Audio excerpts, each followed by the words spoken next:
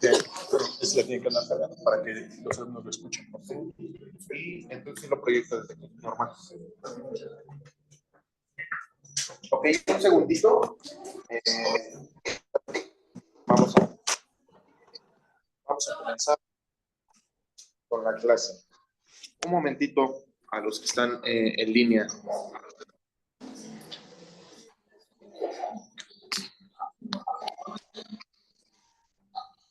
¿Hicieron su lectura? Eran dos. ¿Qué les pareció la lectura?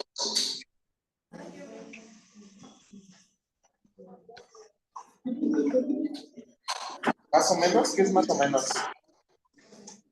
¿Les gustó? ¿No les gustó? ¿Están de acuerdo con lo que postula el autor? O bueno, los autores en este caso. ¿Le cambiarían algo? ¿Ustedes qué aportarían?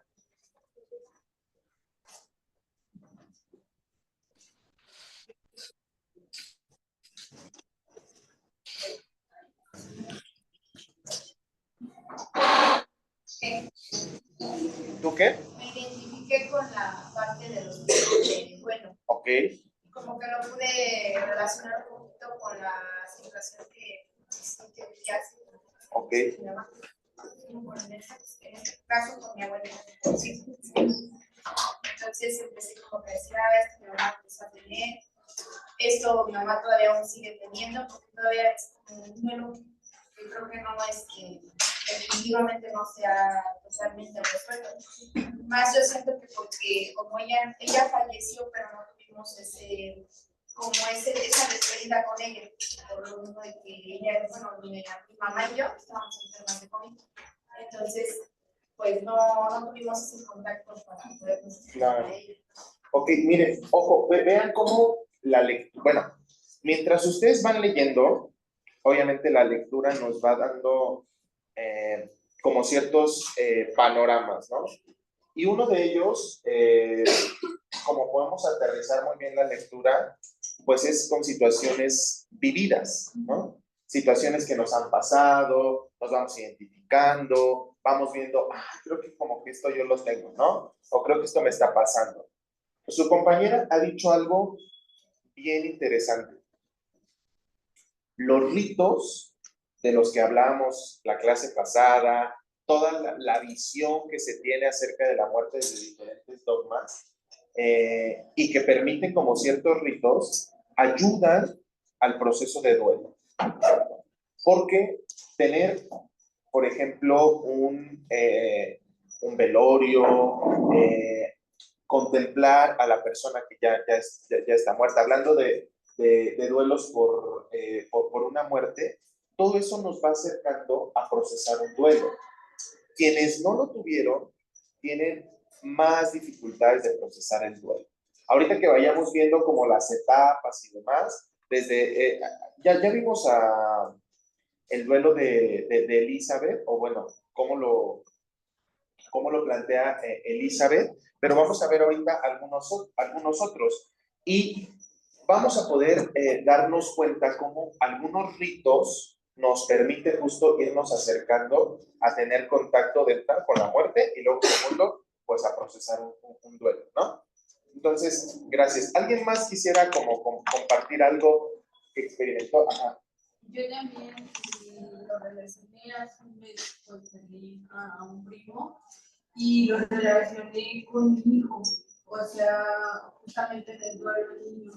Vi que la sintomatología, o sea, yo entendía que mi hijo estaba pasando por un proceso porque pues a su forma parecía la pérdida, ¿no? Claro. Pero sí, justamente ya no la sintomatología de como varios síntomas había atravesado, porque no fue algo eso.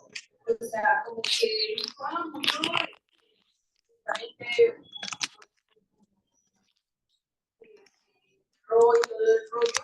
como a la semana, yo noté justamente esos síntomas, que hasta ahorita, pues no quiere como llegar a la casa, pues, o sea, sí tiene muy presente, no, pero es que no quiere, ¿para qué?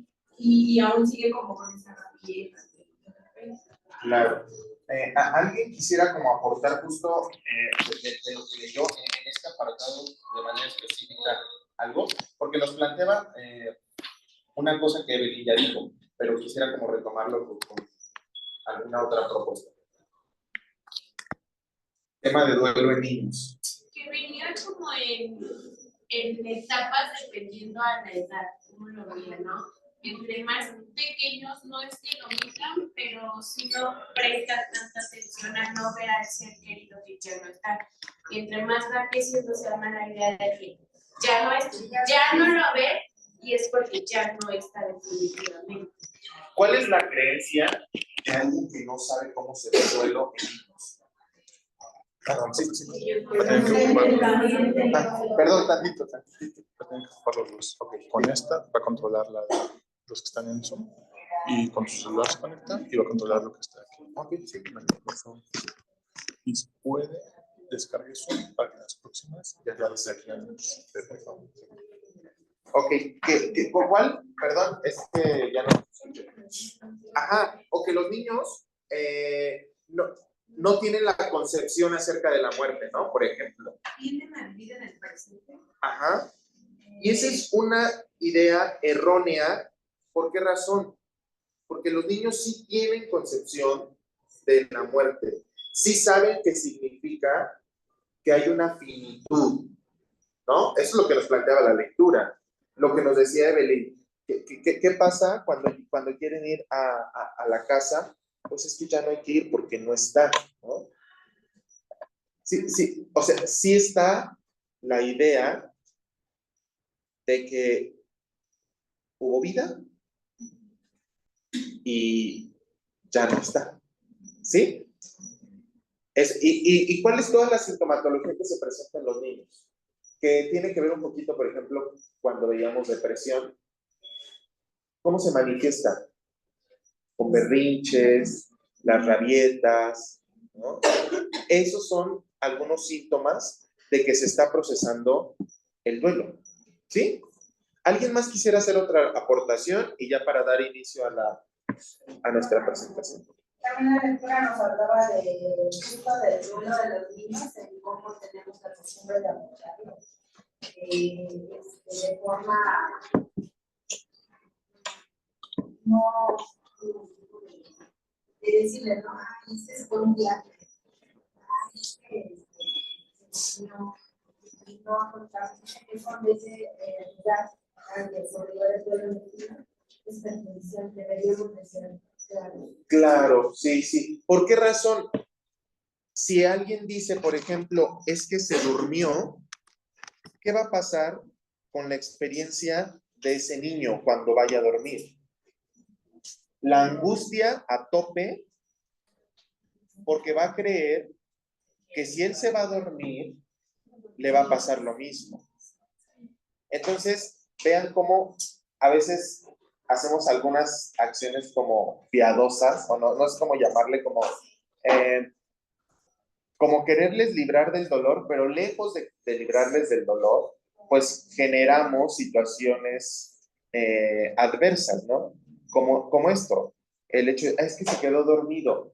Sí, pero pues ya van cuántos días que no le veo porque se quedó dormido. Y entonces viene toda la sintomatología de la ansiedad cuando va a dormir, o las pesadillas cuando va a dormir, o ya no quiere dormir solo, cuando ya lograba dormir solo. ¿Por qué razón? Pues porque hay angustia de que le pase lo mismo. O se fue de viaje. Sí, ¿y cuándo nos vamos a volver a ver, no? ¿Sí se dan cuenta? Y todo esto genera toda una sintomatología en torno a la ansiedad, por ejemplo, en niños. O cuando se va procesando el duelo, el tema como si fuera un poco el tema de la depresión en niños. ¿Sí? ¿Dudas, preguntas? Yo, bueno, no sé, yo que es como que con ese trauma, Ajá. cuando falleció una abuelita, me dijeron que está dormida. ¿Y qué experimentabas tú? ¿Qué experimentabas tú? Ajá. ¿Te da miedo, por ejemplo, dormir? No, pero el sentimiento Ok, de ira, sí. bueno, digo, ya pasaron 30 años que me visto ahorita, y el hecho de haber ido a una niña, Claro, lo lamento. Porque incluso dense cuenta cómo, pues siendo niño, creces con la añoranza de que va a despertar. Entonces, ¿en qué momento va a despertar? Acá nos vamos a volver a ver. Gracias por compartir. Sí. Yo en lo que leí en la lectura, pues hablaban del duelo y de la duración del duelo. Por ejemplo, de la duración del duelo, me parece que los sentimientos que se dan durante el duelo es tristeza, molestia, emoción. Pero hay una parte donde quiero poner mucha atención, que es el duelo patológico. Como que eso tiene la intensidad y la duración. Quiero pensar que lo de arriba, igual que es arriba y abajo. O sea, que la tristeza, la molestia, en un duelo patológico va a durar siempre. Más bien, ahorita que vayamos como avanzando en la presentación, nos vamos a dar cuenta cómo hay algunos autores que nos hablan de que un duelo normal va a durar alrededor de 2 años. Pero ¿qué pasa cuando ya son más de 2 años? Pudiéramos estar ante un duelo patológico. Ojo, hay una característica del duelo. El duelo es individual. Y lo que para uno está bien, no para todos tiene que ser lo mismo. A veces podemos irnos un poquito más de los 2 años y hay algunos indicios, aunque ya pasaron 2 años, de que estamos ante un duelo normal todavía. Ahorita vamos a ver las diferencias de un duelo patológico. ¿Qué hay que nos puede hablar de que ahí sí ya hay una patología? Que a veces ni siquiera se tienen que cumplir los 2 años. Ya nos van presentando como algunos focos rojos de decir, híjole, este sí va a ser un duelo patológico. Porque también del duelo patológico, bueno, decía que es el duelo reprimido, abrazando crónico, ¿no? Ajá, por ejemplo, alguien que no trabajó su duelo en el momento, entonces lo reprime, lo guarda, lo guarda, lo guarda, lo guarda. ¿Y qué pasa con el ser humano? Miren, los seres humanos somos como una olla express, que tenemos que ir. ¿Qué hace la olla express con la válvula? Va liberando el vapor, ¿no? La presión. ¿Qué pasaría si no se libera progresivamente ese vapor? Explota. Así somos los seres humanos. Si algo no se trabaja, se va a acumular, se va a acumular. Y va a llegar un momento en el que cualquier cosita lo va a tambalear y ¡pum! Va a explotar. Pero no de la mejor manera. Es cuando viene, por ejemplo, un duelo patológico que no se trabajó porque se reprimió. No pasa nada, todo bien, no lloro, no. ¿Cómo estás? Bien. ¿Te duele? No. O sea, no hay expresión. Y entonces, ¿qué va a pasar después? Pues se va a acumular y a lo mejor ante cualquier otra situación va a explotar. Pensemos, pierde a algún familiar y luego le cambian de área en el trabajo. Seguro lo va a vivir muy mal el cambio, porque algo que no trabajó lo reprimió y ante un cambio que lo va a manifestar como una pérdida de su otra área, va a explotar y lo va a vivir con mucho dolor, pero porque ya se le van a juntar las dos cosas, ¿sí? Bueno, vamos a ir adentrándonos poco a poco en este tema. Vamos a ir con la presentación que les preparé. Un segundito, porque creo que no... ya. Déjenme ver. Aquí. Ok. Y entonces, para iniciar, vamos a definir qué es un duelo. Un duelo, ojo, se los puse ahí en negritas, es un proceso.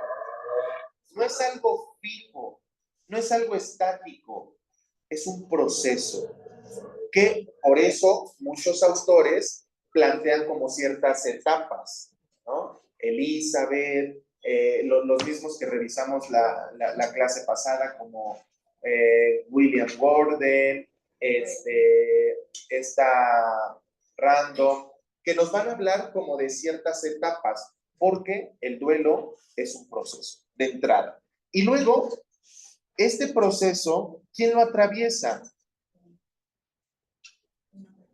Personas que han tenido una pérdida significativa. Ojo, cuando hablamos de duelo no solo hablamos de muerte, eso ya es algo que teníamos como trabajado, ¿no?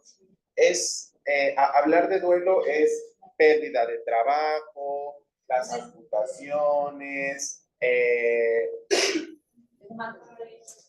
pérdida de pareja. Ajá. El nido vacío. Abarca varias cosas. Todos los días perdemos algo, que sea cabello, que sea aretes. No son a lo mejor pérdidas significativas, pero todos los días se quitan. Claro, sí. ¿Y cuándo vamos a hablar de duelo? Cuando sí hay una pérdida significativa, ¿no?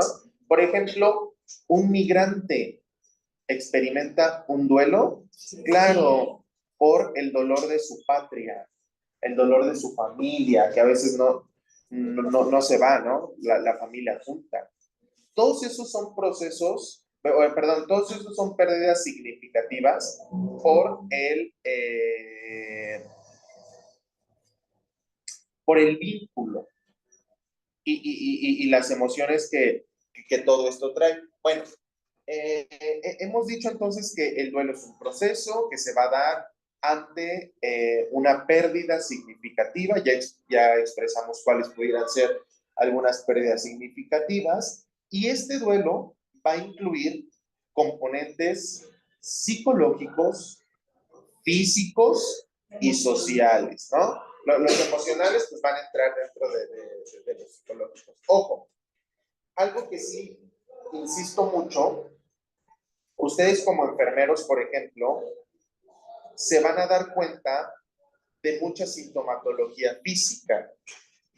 ¿Cómo pudiera una persona experimentar su duelo a través de lo físico? ¿Cómo? No, ¿qué cosas físicas se hacen presentes cuando hay un duelo? Por acá y luego por acá. Insomnio,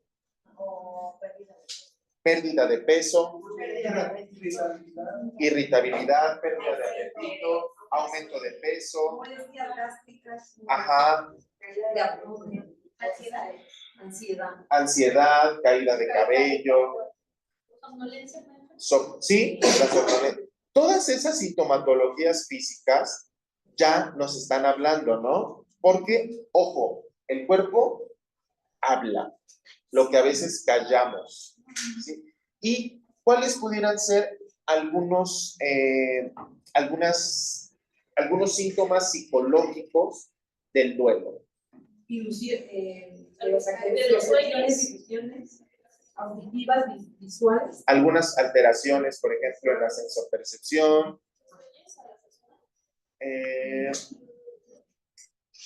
Pues a lo mejor pudiera un poquito como por ahí.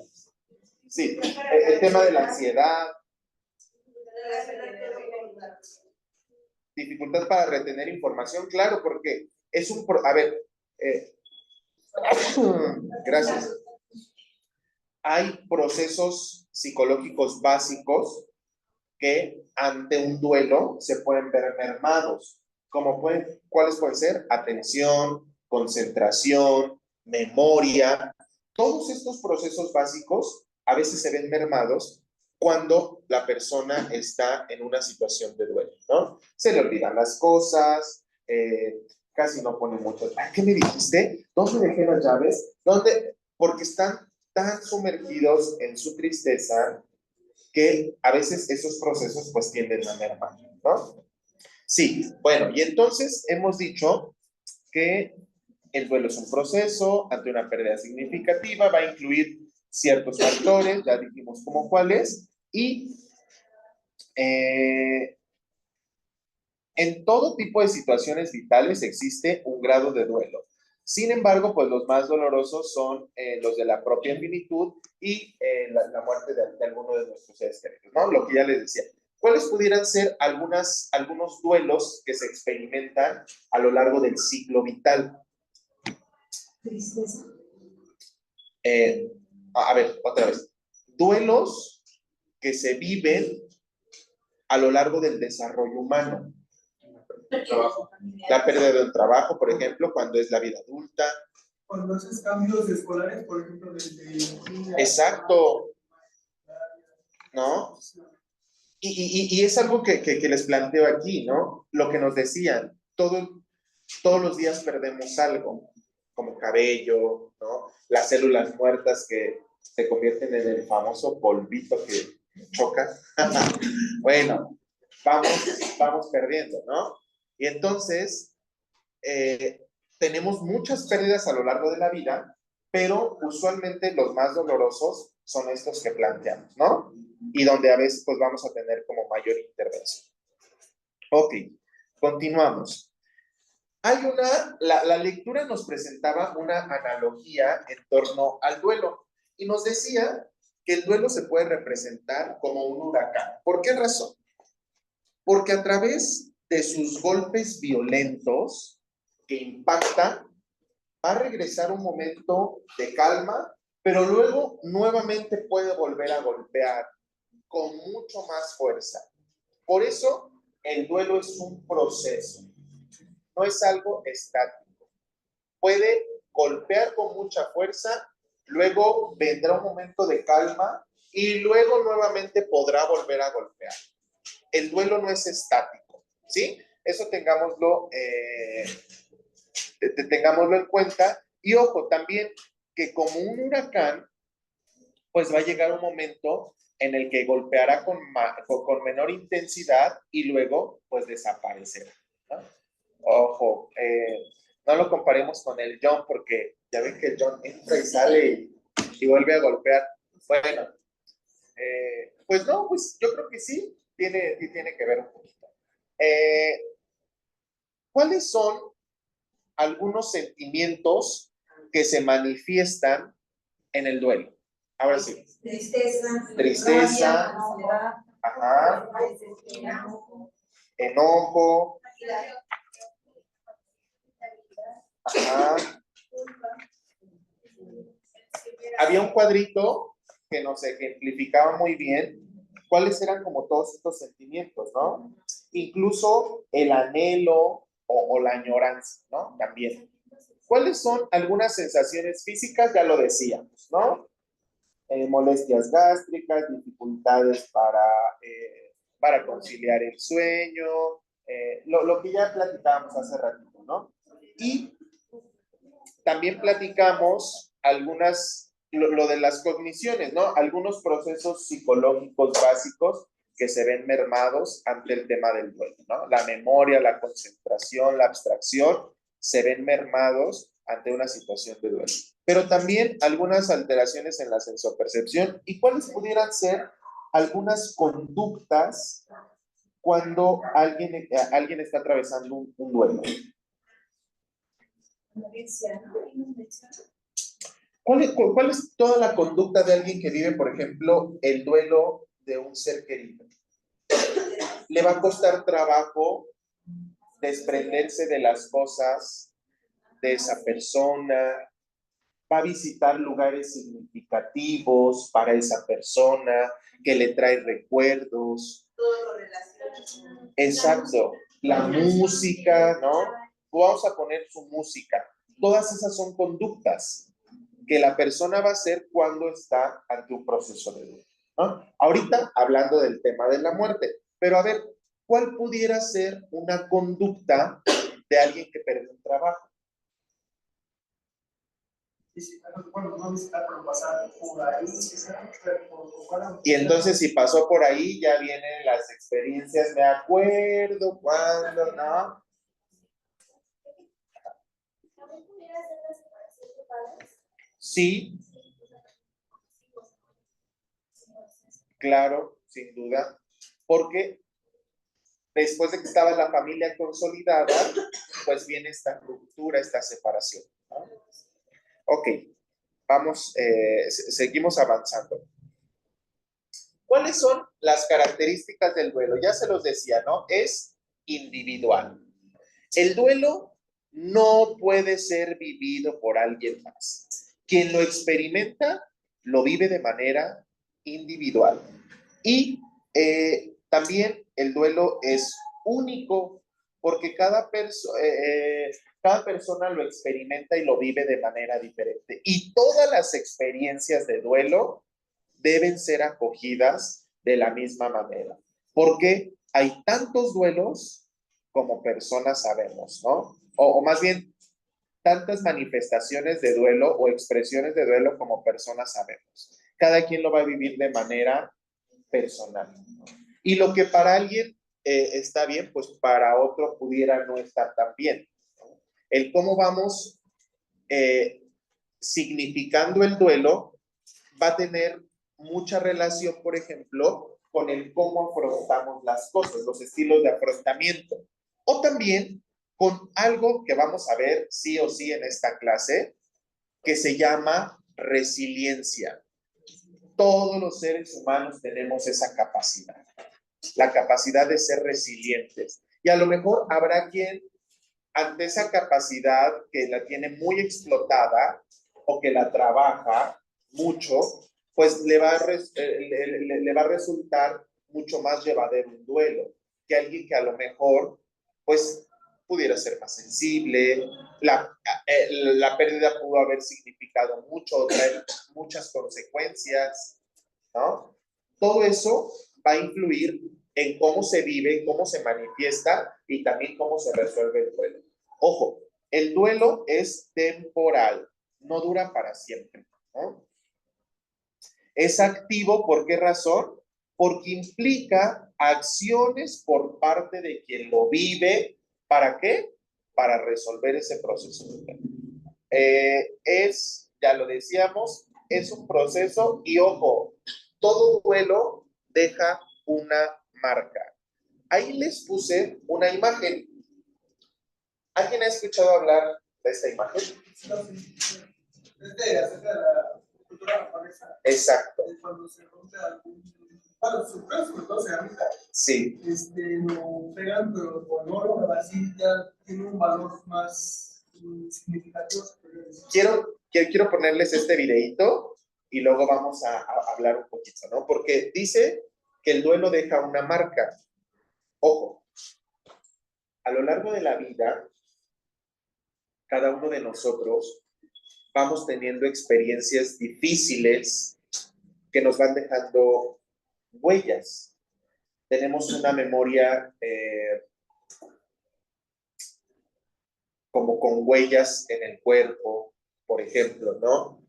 Y si bien a veces las cicatrices no se pueden ver, sí cuando me metieron cuchillo y me operaron, deja una cicatriz.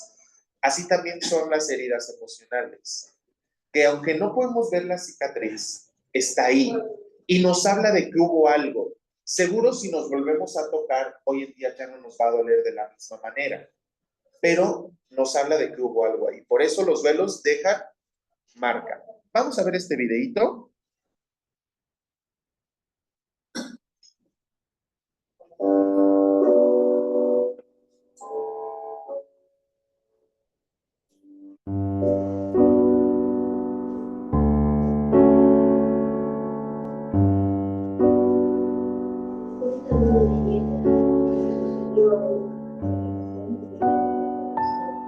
Cuenta una leyenda lo que le sucedió a un gobernador de Japón por el año 1400. Resulta que Shogun Ashikaga Yoshimasa tenía un cuenco de té de cerámica que adoraba, y un día lamentablemente se le rompió. Desesperado por esa situación, con el afán de que se lo repararan, envió la pieza a China, que era el lugar en donde unos artesanos lo habían fabricado y supuso que ellos podrían restaurarlo. Sin embargo, luego de esperar largo tiempo, sufrió una gran frustración. Aquel cuenco le fue retornado, pero no solamente estaba más feo y tanto menos refinado, sino que como lo habían reparado con ganchos de metal que no lograban sellar bien las grietas, ya no podía usarlo para la tan preciada ceremonia del té. Estaba muy apenado. Sin embargo, el gobernador no se rindió jamás. Creía con firmeza que su cuenco debía ser restaurado. Pidió esta vez a unos artesanos japoneses que trabajaran duro sobre su pieza para hallar una solución. Los desafió a que encontraran una técnica que permitiera unir perfectamente las partes del cuenco. De ese modo nació el kintsugi, que es la reparación de los objetos con barniz de oro, la carpintería de oro. Se trata de un arte tradicional japonés que tiene por filosofía la convicción de que todo objeto que se rompe o se daña tiene una historia que nunca debe ser ocultada, sino más bien transformada, para poder convertir ese objeto en una pieza más fortalecida, bonita y de mayor valor que el que tenía originalmente.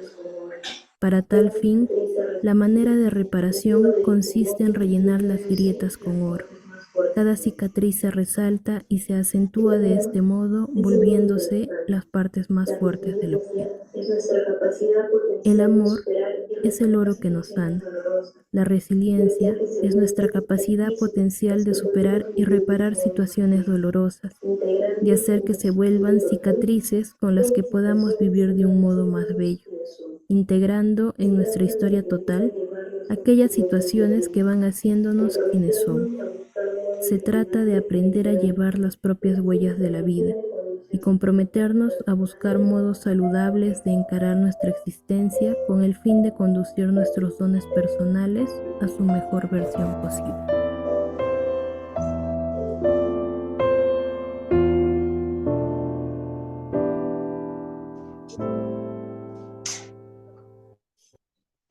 ¿Qué piensan de esta imagen que les pongo en relación a que los duelos dejan marca? Y el video que acabamos de ver, claro. Pues aquí decía que los duelos también podemos ser transformados y nos lleva a un mejor valor. Incluso hay quienes hablan, por ejemplo, de que después de que se atraviesa por todas las etapas, llega una última, la etapa del aprendizaje. Y que ante un duelo podemos aprenderle algo, ¿no? Podemos aprender a vivir, por ejemplo, ante la muerte de alguien que queremos, lo que hemos venido platicando, que la definición que tengamos de muerte también nos va a dar sentido de vida. Y experimentar un proceso de duelo ante alguien que queremos seguro también nos da sentido de vida ante un aprendizaje. Y así pudiéramos poner muchos ejemplos de cómo los duelos precisamente son como ese oro que no podemos ocultar, pero que sí nos puede dar aprendizajes, que sí nos habla de que hubo dolor, de que hubo algo ahí, pero pues que ha sido transformado. Me gusta mucho esta alegoría o esta representación, porque creo que los seres humanos somos así. Nos vamos llenando de cicatrices por muchas situaciones que atravesamos, pero justo se le tendría que dar un valor como es, que nos hace más robustos, que a lo mejor nos hace más valiosos, más fuertes, porque a fin de cuentas, ante nuestra resiliencia, podemos estar de pie. Ok. Bueno.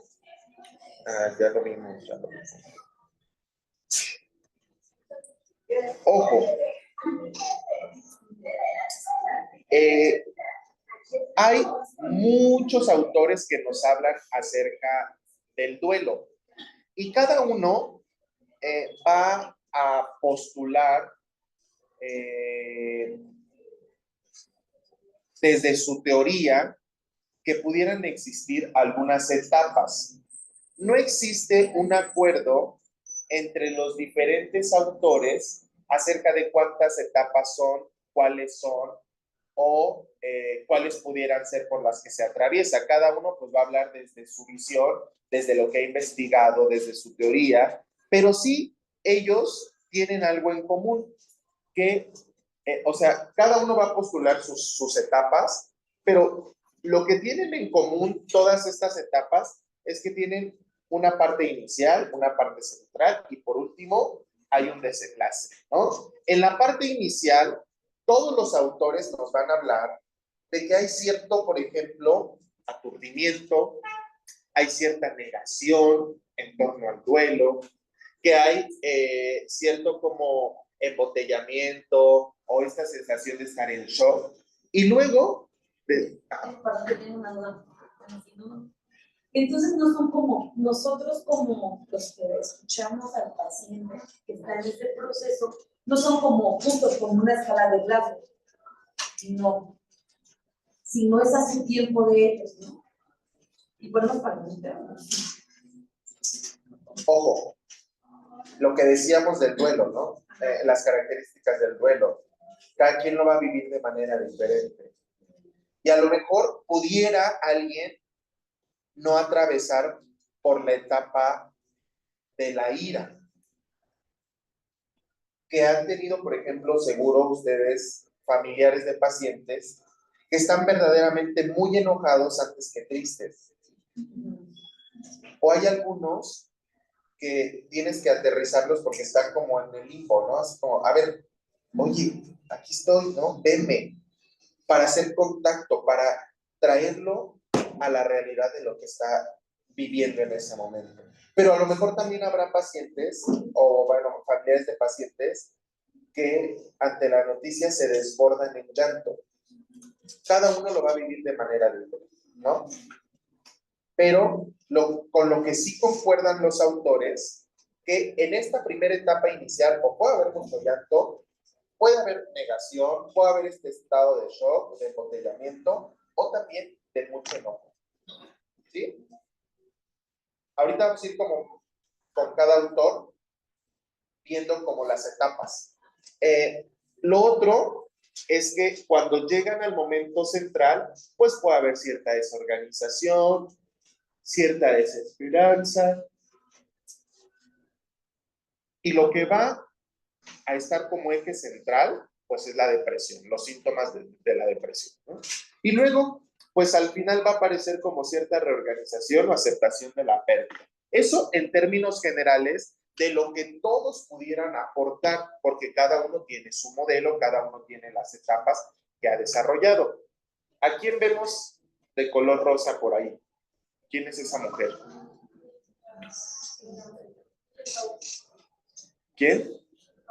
Elizabeth.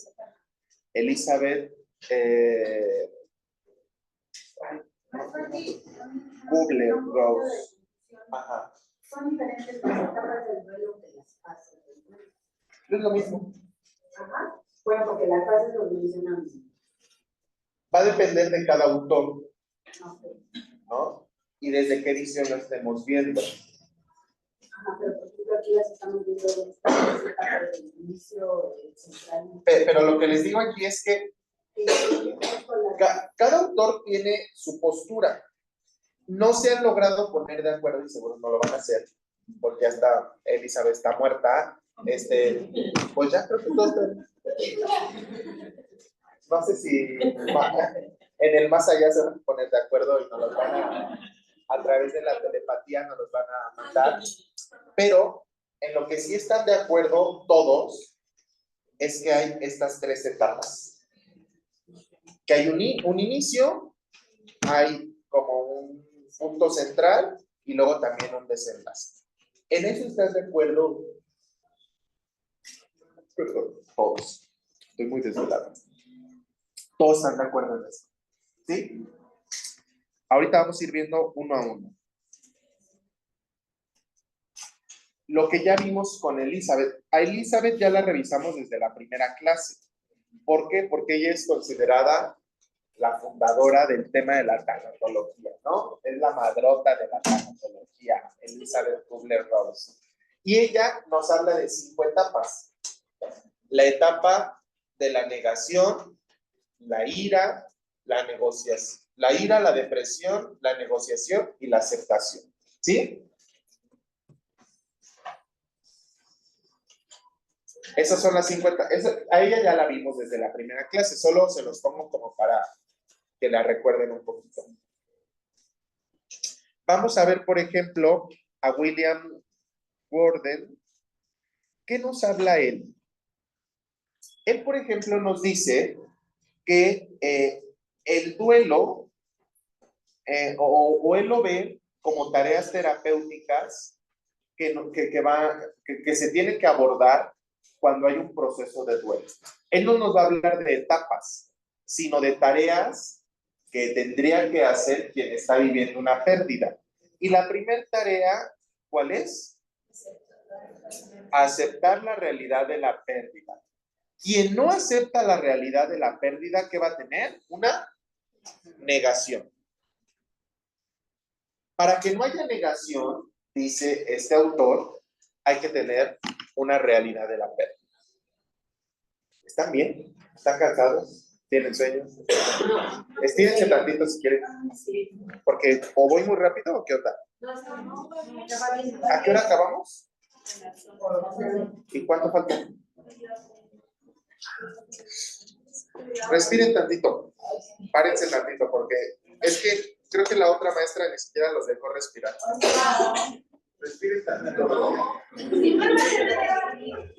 ¿Cómo? No. Ahorita nos apuramos para terminar 10 minutitos antes que vaya por sus tacos.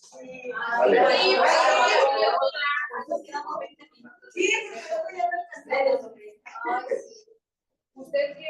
Es que los veo que ya están durmiendo. Tantito, les doy chance tantito. Nos recuperemos. Bueno, continuamos. Nada más era que se estirara. Él dice también, por ejemplo, que hay que trabajar en las emociones y en el dolor de la pérdida. Ojo, hay que vivir el duelo, hay que vivir el dolor, porque quien no lo vive va a tener ¿qué? Una represión. Y luego eso en qué se convierte cuando la analogía que les hice de la olla express explota. Por eso él dice, bueno, a ver, para que una persona tenga... Ajá. Pero, por ejemplo, la negación y la represión, que también entran como mecanismos de defensa, no tendrían que ser pequeñas partes del duelo. O sea, porque al final también es una forma de afrontar. Ojo. Ángel. Ricardo nos está hablando de una teoría que postula el psicoanálisis. A mí la verdad casi no me encanta el psicoanálisis, pero voy a hablar un poquito del psicoanálisis. El psicoanálisis dice, desde lo que nos está planteando Ricardo, que los seres humanos tenemos mecanismos de defensa. ¿Para qué son esos mecanismos de defensa? Para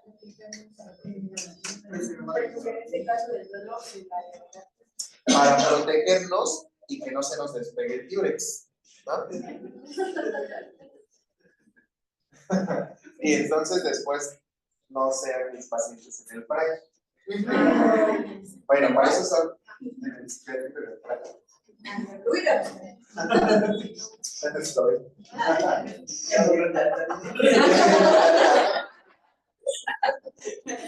Estaba en el 6º piso. Ay, no, esos son los viejitos. Estaba en el 4º piso. Pero bueno, justo los mecanismos de defensa son para eso, ¿no? Como una forma de protegernos, por así decirlo. Y entonces, ¿qué pasa? Pues mejor niego para no sentir el dolor, pudiera ser, ¿no? Desde Elizabeth, por ejemplo. Pero para este autor nos dice, no, para que tú vivas un duelo, tienes de entrada que aceptar la pérdida.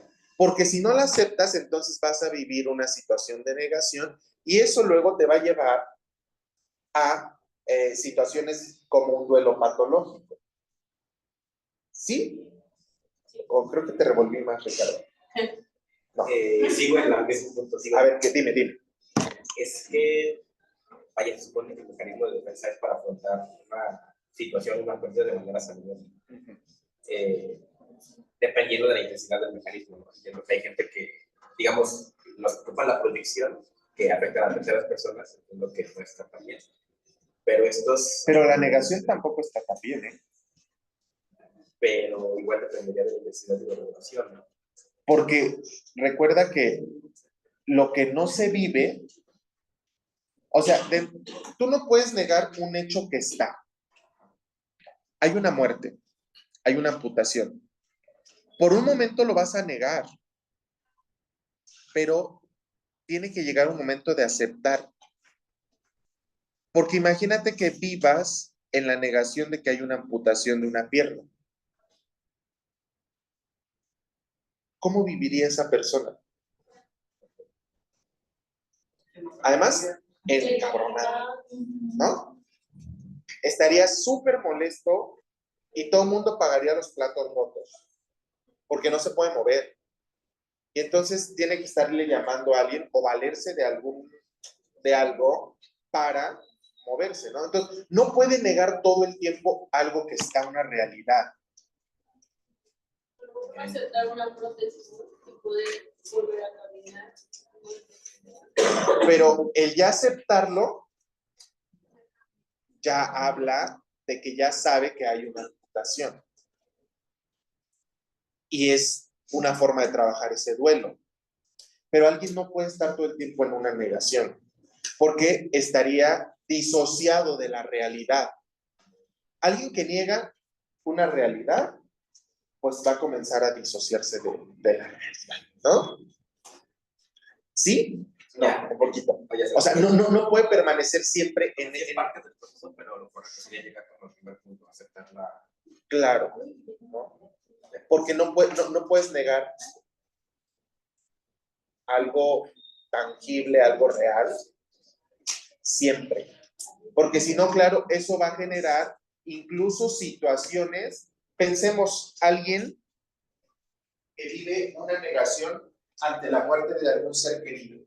Y llega, o sea, él lo niega.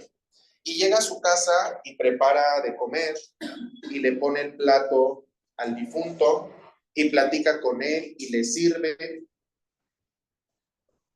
¿Qué va a pasar si todo el tiempo niega eso y hace esas conductas? Eso en el mejor de los casos. El duelo patológico. Va a vivir una situación de esquizofrenia.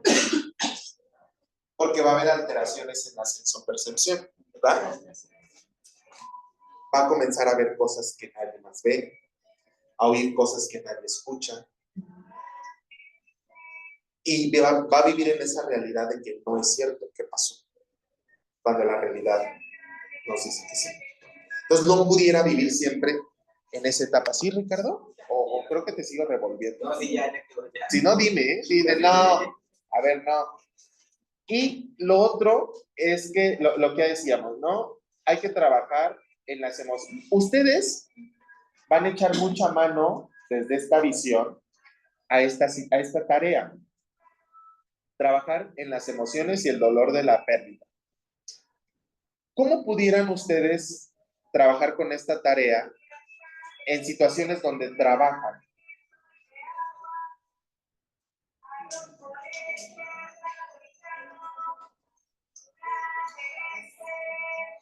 Planteen un escenario donde hay una amputación, por ejemplo. ¿Cómo ayudarían al paciente con esta tarea de trabajar con las emociones y el dolor de la pérdida? Lo primero es que el paciente acepte la pérdida, ¿no? A ver, señor, señora, usted tiene una amputación ante esta situación, mire, no sé, ustedes son expertos en el tema de mirar cómo va, por ejemplo, la herida, cómo va sanando, y desde hablarle con con situaciones que lo aterricen a la realidad, están cumpliendo con la primera tarea. La segunda, ojo, sean tan humanos como el otro y entiendan que está experimentando una situación de mucho dolor ante perder una parte de su cuerpo. Escúchenle. Sé que ustedes no van a poder sustituir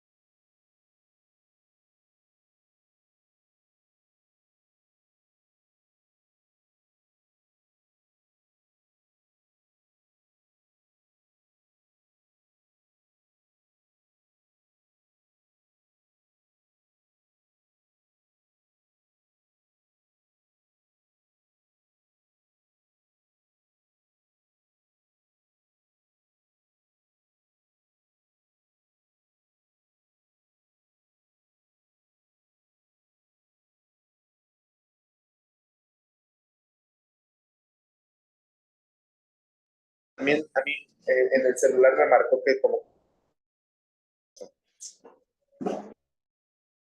ya están todos. Ok. Un segundito a los chicos que nos están viendo a través del Zoom. Déjenme compartirles la pantalla, ver cómo se nos puede compartir. ¿Alguien sabe cómo se comparte la pantalla?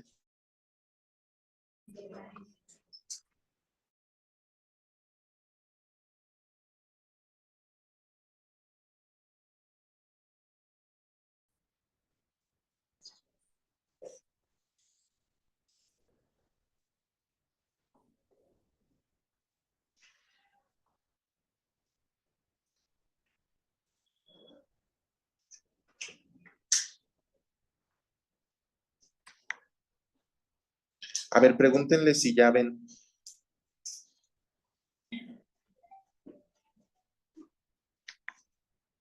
Ya, profesor, no, ya se fue. A ver, ahí ya se ve la presentación, chicos. Ya, profesor. Ok, es que no sé qué hubo con el internet, creo que se fue, porque incluso de mi celular también se desactivó. Recuerden que de repente falló un poquito, pero no habíamos tenido problema. Nada más, lo importante es que ya pueden ver la presentación y también nos escuchan. Ok, seguimos con otro modelo. ¿Qué hora es?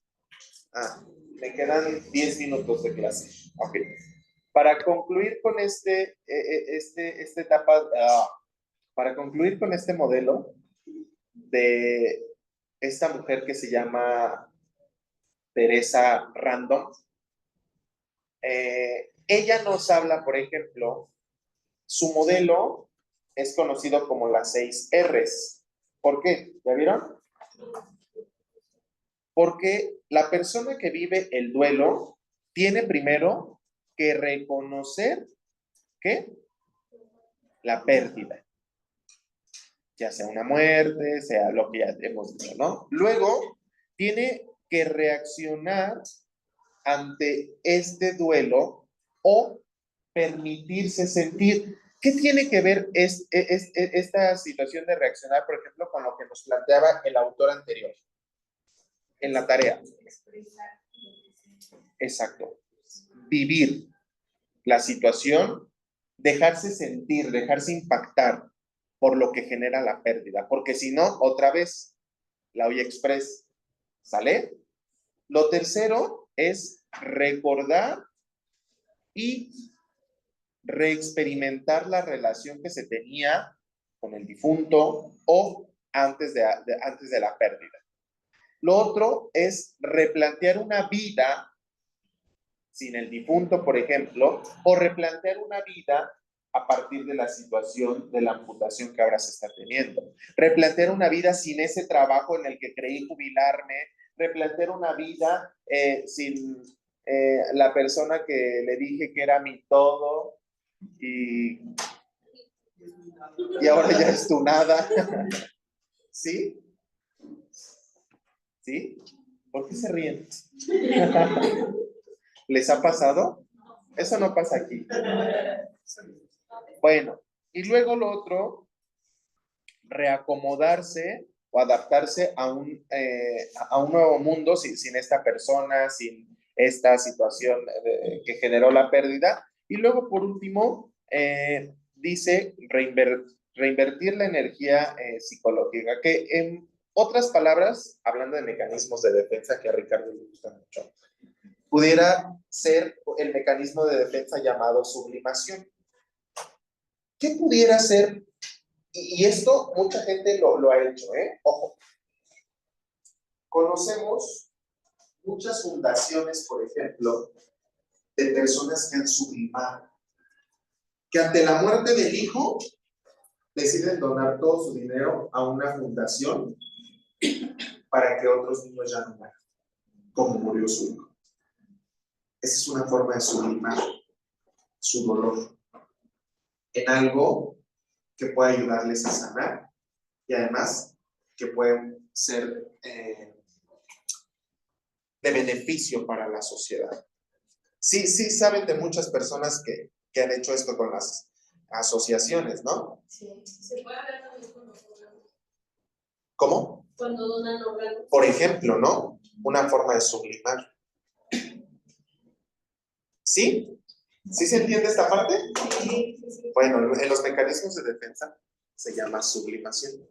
Y es esto que se hace como a la inversa ante la situación de lo que sucede. ¿Dudas, preguntas, traumas? Ya sé que tiene muchos traumas. La sublimación tiene que ser por parte de ellos. Sí. Nosotros no podemos darle como que, oiga, mira, padre. No. Surge del interior justo. ¿Por qué razón? Porque eso permite que se trabaje el duelo, ¿no? O que se sane, por ejemplo. De esa manera esa persona sana, ¿no? Claro. Siente como un alivio. Ya vamos a terminar, Evelyn. Ya te lo prometo. ¿Cuánto? No. ¿Usted nos va a dar 10? Ay, bueno, ya nada más 3 minutos.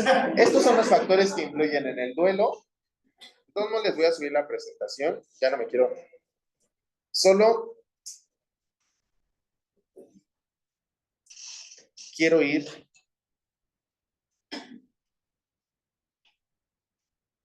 a esto. Déjenme poner esto. La verdad es que me tardé mucho tiempo para hacer su presentación. Valórenlo. Pero quiero hablarles de esto. En términos de duelo patológico. ¿Cómo sabemos que estamos ante un duelo y no ante una depresión? Ahí están las diferencias. En el duelo, la autoestima, por ejemplo, se conserva. En la depresión no. Hay un sentimiento de inutilidad y de desprecio, unas ganas de querer morirse. ¿Para qué? Para ya no vivir en la depresión. En el duelo es un querer morirse, sí, pero para reunirse con el que se fue. ¿Sí se dan cuenta? En el tema del duelo, por ejemplo, disminuye esta sensación de alegría, pero es fluctuante. Es decir, pudieras estar triste ante una fecha, la fecha de nacimiento del que murió, la fecha en que muere, Día de Muertos, Navidad, fechas importantes o especiales, va a venir este bajón, esta tristeza, pero luego va a poder retomar su vida sin problema alguna. El deprimido, no.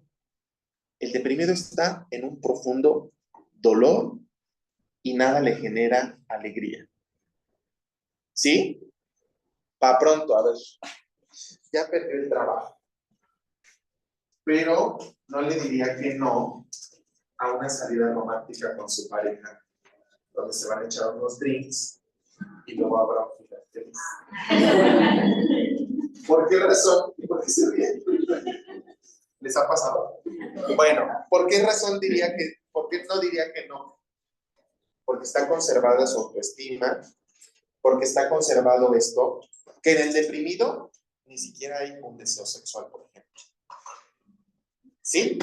¿Sí se entiende? Solo quería que tuvieran como muy en cuenta esto, que no es lo mismo la depresión y el duelo, que muchas veces he escuchado a personas que dicen, ay, está deprimida por lo que vivió. No, está atravesando un proceso de duelo.